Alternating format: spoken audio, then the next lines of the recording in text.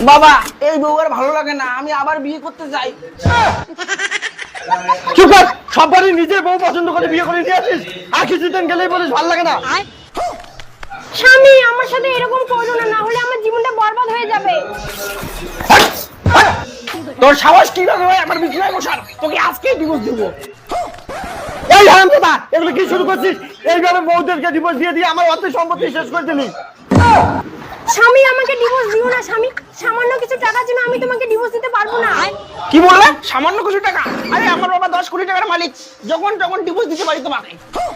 কচু পোড়া শালা বাবার টাকাগুলো এইভাবে ধ্বংস করতেছে।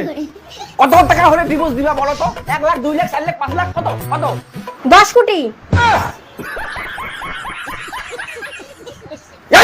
10 টাকা মেয়ে 10 কোটি চাস? বাড়ি যাবে না, বেরো বেরো বেরো।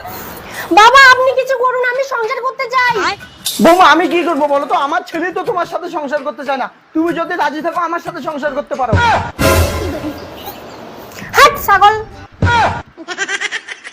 দাঁড়া, দুই বাপ বেটার নামে কেস করে দিব।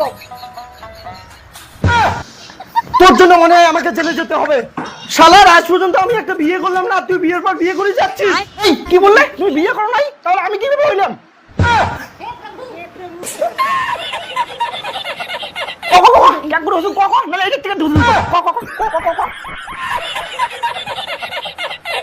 মালিক আমি আর কাজ করব না। কেন খুকিদি? জেলা যেটা চাইছেন সেলা সেটা দিছু, বাচ্চা চাইছেন বাচ্চাও দিছু। আর তোমরা বিয়ের আশা দিতে দিতে মোক বুড়ি বানাইলেন। এই তার মানে এই কাজের মাসি আমার মা?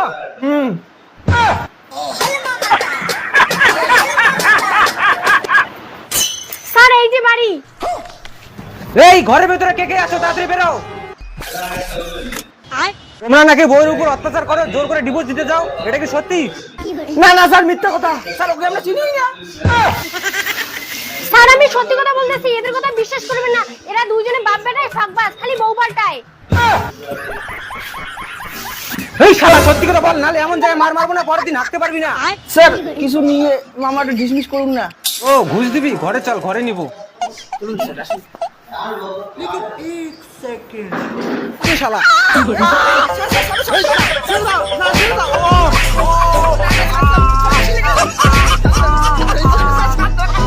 শালা টাকার গরম এখন হইলি না, ফুটকিকে নরম।